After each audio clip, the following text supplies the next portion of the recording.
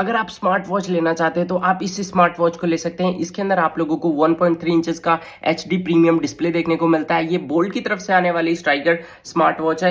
ये आप लोगों को IP67 वाटर रेजिस्टेंस देखने को मिलता है। ये ब्लूटूथ कॉलिंग स्मार्ट वॉच है। इसके अंदर A1 ग्रेड की ब्लूटूथ कॉलिंग होती है और इसके अंदर वॉइस असिस्टेंस का भी सपोर्ट देखने को मिलता है। 100+ स्पोर्ट्स मोड देखने को मिलते हैं और तरह तरह के और भी फीचर्स देखने को मिलते हैं। अगर इसकी वीडियो आप लोगों को देखनी है तो आप मेरे यूट्यूब चैनल पर जाकर देख सकते हैं। लिंक बायो में है, आप जाकर जल्दी से वीडियो देख सकते हैं।